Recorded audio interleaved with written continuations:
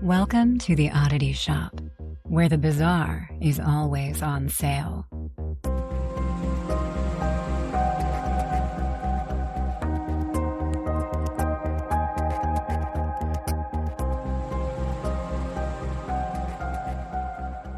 All right, everybody, welcome back to the Oddity Shop. I am Zach, and this is Kara, and we are really just wanting to take a second to stop and say thank you to everyone who has listened so far. It's been insane. I don't know about you, Kara, but I expected like maybe 10 downloads in the first week.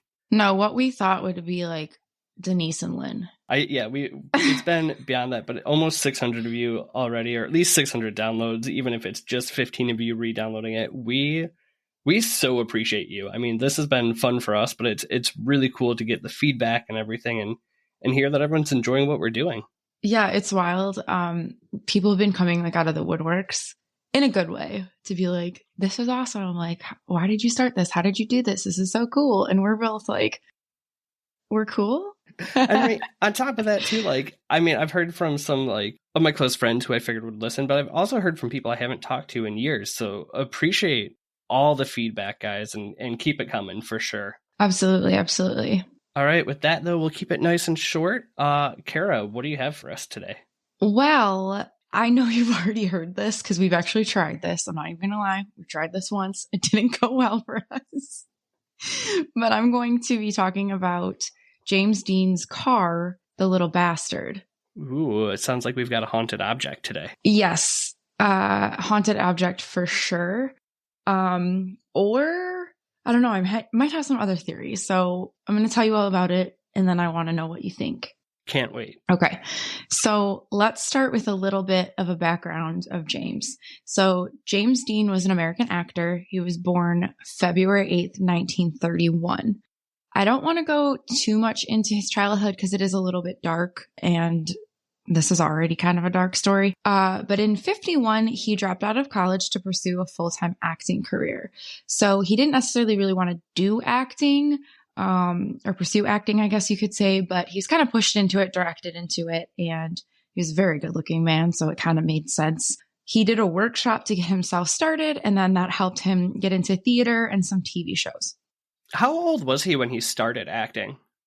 He died at 24. And he was only doing it a couple of years, right? Yeah. So what I was going to say is, strangely enough, he only has 3 movie credits to his name. Wow. I would have thought it was so much more for some reason. So if you go on a IMDb, right? Whatever it is. What is it? IMDb. You were right. IMDb. I always mix that up. If you type in James Dean, a lot of like stuff comes up, but it's all just like little roles or like theater roles. But like for his actual, like him as an actor in it, like a main, it's only 3. Interesting. Which is really crazy. So it's one of those things, unfortunately, like after he died is when he really gained a lot of popularity. Anyway, holy crap. In 54, he was cast in his first movie, which was Rebel Without a Cause. He didn't necessarily have a passion for acting like I kind of said before. His main passion was in motorsports. He loved cars, motorcycles, racing, and he saved up all his earnings from that first movie and he bought a few cars. And then this led him to competing in racing and actually winning a few. So his dream was to be in the Indy 500. However, his schedule wouldn't allow for it. And he was also forced to take a pause from racing while he was filming his third movie, which is called Giant. So, I mean, with contracts and stuff, he wasn't allowed to race just in case something happened. He hurt himself, things like that, that would hold up production, which makes sense. Makes total sense. Right. Anytime he was in these movies or in these roles or whatnot, he wouldn't be allowed to race. So, however, once the shooting wrapped, he decided to trade in one of his cars for something faster, which was a 55 Porsche 550 Spider. That's that little silver car, right? Mm-hmm. So with this new car, James is going to take it and race. Since the car is new, his team, which is like his friends and like mechanic, tell him he should drive the car to the event to break it in. Typically, you would have the car trailered. Okay, so this brings us to September 30th, 1955. So I'm just going to remind you that in 51 is when he dropped out of school to start acting.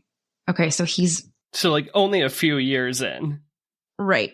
Okay. So they left for this race at 3:30 that day. He gets pulled over for speeding, which I feel like is a sign. Oh, I'm sorry. At 3:30, he gets pulled over for speeding. Again, I feel like that's some sort of sign. At 5:45, he hits an oncoming car turning left. He's going too fast to stop. And at 6:30, he's pronounced dead. And there's no other deaths in the car accident. So, okay, like describe the area for me. Did he like blow a stop sign, or was that like who was in the wrong? He was going straight and the car was turning left. Okay. So gotcha. the car probably didn't realize how fast he was going, but he was obviously going too fast. Like, right. He just got pulled over like 2 hours before for speeding. And you'd think, like, I get that you're trying to break it in for a race, but you'd think you'd like be careful with the car on the way there. Either way, it's still such a shame. It is. And also, I don't know. It's just really weird to me. Like, we're not car people. Well, I mean, I'm more of a car person than you are, and I love cars, but I don't know about a lot of cars.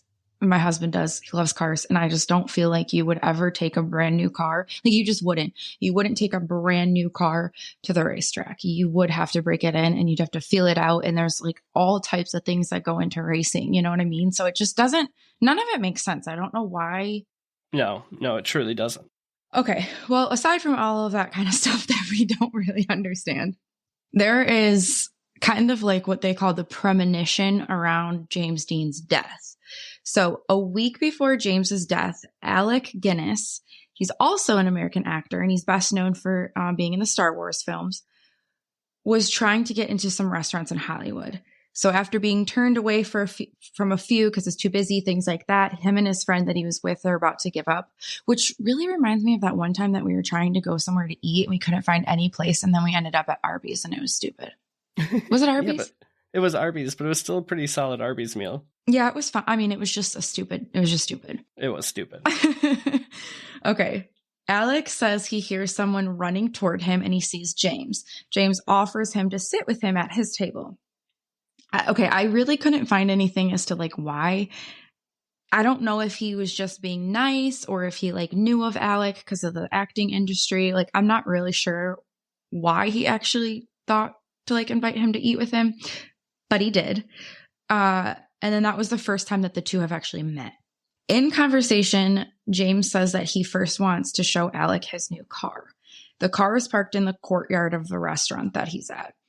I'm assuming that it was delivered there because when Alec questions James about the car, James states that he's never been in it yet. So I think that he was out celebrating the movie that he just wrapped and then the new car got delivered. It was kind of like a celebration for both. Gotcha. Okay. Okay, so this is where the famous warning for James to not drive the car comes from. A lot of people, like in my research, kind of paint Alec as a superstitious person, but I didn't find anything about that. And he even later states that he's never had anything like this happen to him before. So I just don't think you'd be a superstitious person. It just doesn't seem like it. But in an interview years later, when asked about his encounter of meeting James, Alex says, and this is a quote, "Some strange thing came over me, some almost different voice. And I said, I must say something. Please do not get into that car because if you do," and I looked at my watch and I said, "If you get into that car at all," it's now Thursday, whatever the date was, 10 o'clock at night. "And by 10 o'clock the next Thursday, you'll be dead." And he was dead the following Thursday afternoon. Mm-hmm. And James laughed at him because I guess... Wait, so he actually, we know he said it to him because it kind of like, or did he say years later in this interview that he had the premonition? Like No, he said it to him that night and James laughed at him. But I can't imagine you invite this stranger for dinner, like you're being nice. Maybe you recognize him, right? You're being nice. He can't get into a restaurant. So you invite him and his friend to dinner. And then you're like, "Hey, look at my car." And then he says that. That's so weird. Like, I think I would be like, "You know what? I've actually got to go, but you can have my table." Absolutely. I don't want to keep talking to that guy. Isn't that weird? Right. And like I said, Alex says that he's not a superstitious person and nothing like that's ever happened to him before, but he was just compelled to say that to him. So weird. Mm-hmm. Okay. There's other things that people think, or other theories, I guess, that James actually knew that he was going to die. So 13 days before James died, he was doing some movie promoting. He was asked in an interview what his opinion was on fast driving on the highways. James replied, I used to fly around quite a bit, you know. I took a lot of unnecessary chances on the highways and I started racing. And now I drive on the highways and I'm extra cautious. I don't have the urge to speed on the highway. People say racing is dangerous, but I'll take my chances on the track any day rather than on a highway. He was then asked, do you have any special advice for young people who drive? And he replied, the life you save may be your own. Take it easy driving. The life you save might be mine. Wow. Yep. This has now turned into the theory that James knew he was going to die in some way of like a car related thing. The creepiest part to me is that this time he didn't have his car yet and he hadn't met Alec. So it wasn't even like he bought this new car yet and that he had spoke to Alec and Alec had made that premonition statement to him. Like this was before that. See, to me, that just sounds more like he is aware that he drives way too recklessly on the highway. So maybe less of him knowing and more of just like acknowledging that he has poor driving habits. And honestly, he could have just been being dramatic to prove a point to kids because, I mean, that's what it was for. It was to like, you know, right, encourage kids to that they look up to this actor. Like, yes, he's a race driver or whatever, but like he drives safe on the freeways. I don't know. That makes sense too. Okay, a week before James died, he took the Porsche 550 Spyder to George Barris to have the car personalized. George is also the creator of the Batmobile, like the original Batmobile, which I think is kind of cool. Oh, really?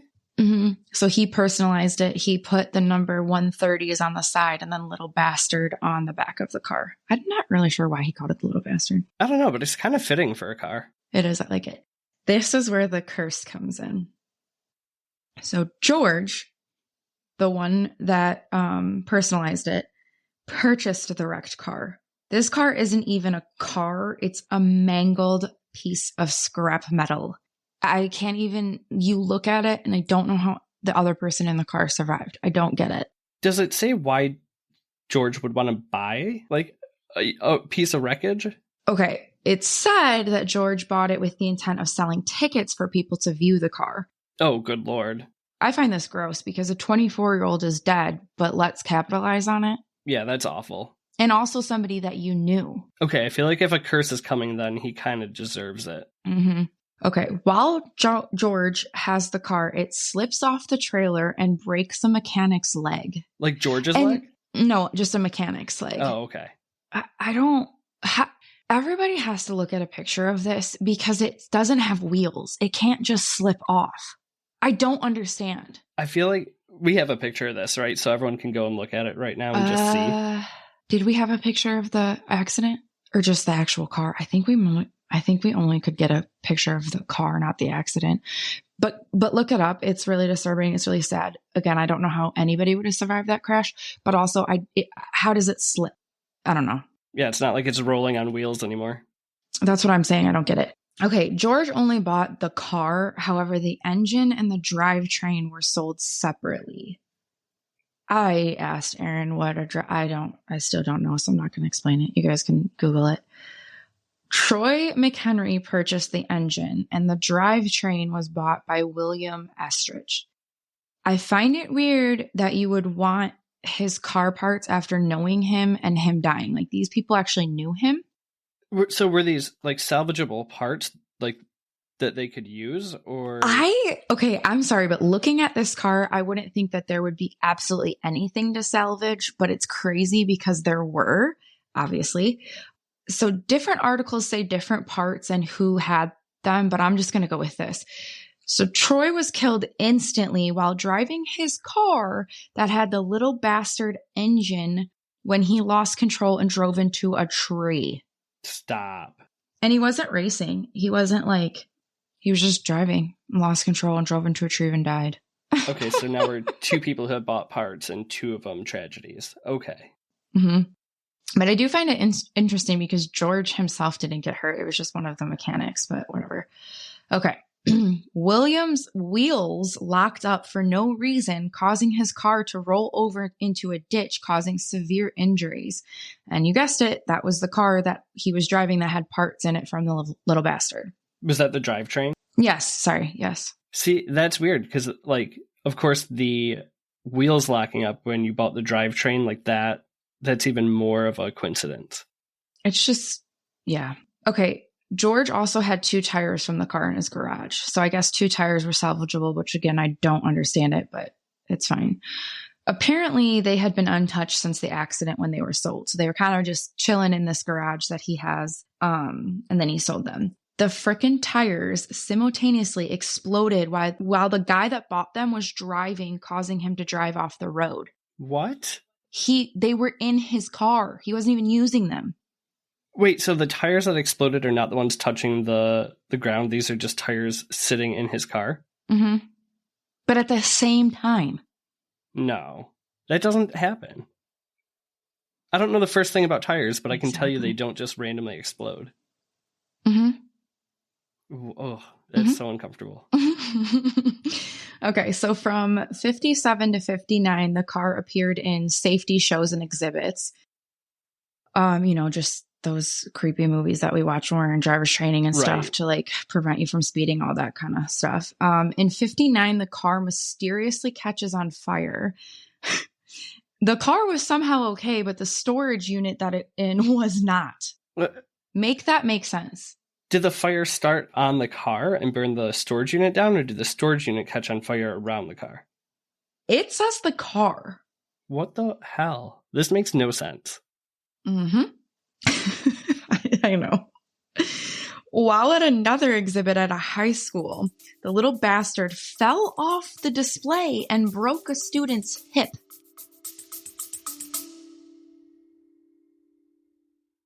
Do you feel the most powerful and beautiful with the elements of the earth around you? Do you like one-of-a-kind jewelry? Do you sometimes feel like a woodland fairy? Me too. That's why I created Holly and Hemlock, a magical shop filled with handmade wooden jewelry and metaphysical tools. Come check out our enchanting wooden wares at www.hollyhemlock.com and join us in honoring the magic and beauty of nature with each unique creation. That's www.hollyhemlock.com. At one of the safety displays? How? Yeah. Why are we still using this car for safety displays? Well, it's on a display for a safety exhibit. Right. That's what I'm saying. Like, after 5 or 6 other incidents, at some point, we were like, we probably shouldn't put this in front of students. Yep. Broke their hip. Wow. There's also claims that anyone that touched the car while at these exhibits later discovered cuts and burns on themselves. At this point, I'm not even surprised. No. In 1960, the little bastard was reportedly traveling to Miami from LA in a boxcar of a train. The boxcar arrived perfectly intact, but somehow the little bastard is gone. And we do not. Yep. And we don't know her whereabouts. Like, just gone? Mm-hmm. And it was never found again? Mm-mm. There's claims that George still has the car and is like hiding it, but it doesn't make sense because people are like, no, it was in that boxcar. There's no way that anybody could have gotten it out. You know what I mean? Like no. And we're talking now, this was 55. So you're talking 60s. It's 2022. Oh, 60s. Okay. So it's been 60 years. Someone would have come up with it. Like, I feel like if it was George or whatever, like someone would have been like, yeah, it's in his garage. Right. Yeah. Wild. Okay. So a few things come to my mind aside from the actual car being cursed. And the main one to me that I'm like, this kind of makes sense to me is a crossroads demon. What is a crossroads demon? Okay. So a crossroad is said to have like the most spiritual, like, because it's a meeting ground, like a ground, like, I'm not going to explain this correctly. The road, everything makes it like more magical, I guess you could say. I probably could look up the definition for you, but okay. Basically, if you go to a crossroads, you can summon a crossroad demon, and a crossroad demon will give you whatever you wish with a timeline. So you might only have 20 years. So you'll become rich and famous, but in 20 years, hellhounds are going to come hunt you down, and your soul is now to the crossroad demons. So it's like a total sell your soul to the devil sort of deal. 100%. Got it. Okay. So yeah, basically you can make deals with demons. It's said that crossroads hold magical power. Basically, you can summon a crossroad demon and sell your soul for whatever you desire. Most are like, money, love, fame. Once you make the deal, you, however, have limited years, then your soul is collected. So James wanted to be successful. He had a really hard life. Like I said, I didn't go too much into his background, but it wasn't good. So he obviously wanted to get out of there. So he was very successful in acting. He was very successful in racing, and he was famous. This goes back to James knowing that he was going to die. Like, he knew he only had limited years. And maybe it was only like a 4-year thing, 5-year thing. Like, you never know. Or somebody could have cursed James. So, a curse is an intent to place misery, sickness, or death on a person. That could be why such unfortunate accidents happened. I could see him breaking a couple hearts or something and somebody trying to curse him, but also, like, I don't know. Mm-hmm.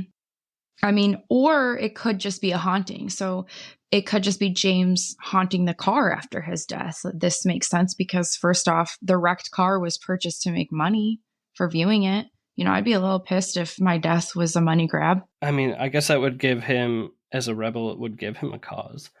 Sorry, that's a terrible joke. I appreciate the pity laugh, at least. No, I liked it. No, because I guess why? I mean, it kind of reminds me of all those other people in Hollywood, right? Who are like young and famous, and then they die. What is it? The 27 Club? Mm-hmm. 27 Club.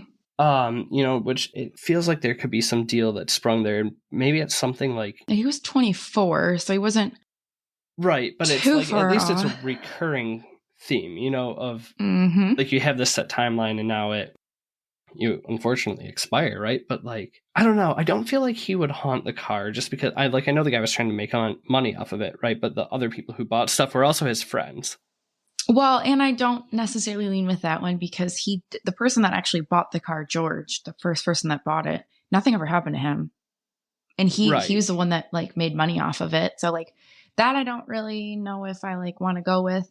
He definitely could have been cursed, or the car just could have been cursed, but I don't know why. Like, it's a brand new car. Why would that have been cursed? Like, how? That's the other thing I was going to say. Do we know like who sold him this car? Was there maybe like, was it rigged from the beginning, right? Because 2 tires exploded at the same time and losing control, right? He lost control, maybe James Dean, and so did the other guy. That maybe like something was just really wrong with really the car. Wrong with this car. I mean, possibly. I don't know. I think he sold his soul. How does that explain it falling and, breaking people's legs and hips and stuff too when it's not even moving? So, and then just completely disappearing, which I totally forgot about until right this second. Well, maybe the demon that he sold his soul to was still just like, I'm going to like mess around for a little bit. And then the car just disappears. Wow. That's wild. Yeah. So I don't know. I guess that's more why it's like a cursed. The car itself is just cursed for whatever reason. I'm pretty sure the movie like Christine was kind of based off of it. I could totally be wrong, but... Oh, like the Stephen King movie? Yeah. But he takes pop reference cultures and famous things all the time. Yeah, I could definitely be wrong, but I'm pretty sure it's kind of based off of that. I don't think I ever actually watched that movie, though. We should watch it this week. Ooh, maybe we could. But yeah, so that is the unfortunate death of a very handsome man.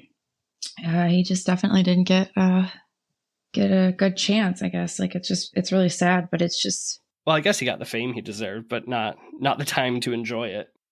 But like more after he died, like he was kind of getting famous, but you figure that the third movie, Giant, wasn't even out. It launched after, what's the word? Not launched, but it premiered after he died. He wasn't even alive for that movie to be out. That's just crazy. So heartbreaking. Yeah, no, I would have thought just from how much of an icon he is that he had to have been in more movies than that. Mm-hmm. I wonder if I should have looked into this, but it just kind of came to my mind. I wonder if there's like certain metals or something that like have different energies. Like, do you know what I mean? Like maybe the car was like made out of demonic metal. Yes. I don't know. We'll have to look into that. Do you know what I mean though? Or, right. No, like something, just at least something to give you any sort of explanation. Like why? Yeah. Why Well, I appreciate the story. Good job. I Thanks. feel like I've ended it more confused than what I started, but if anybody else has ideas or theories that you want to share, let us know. All right. Well, that is going to close up the shop for now. So, creep it real, you little oddballs. Goodbye. Bye.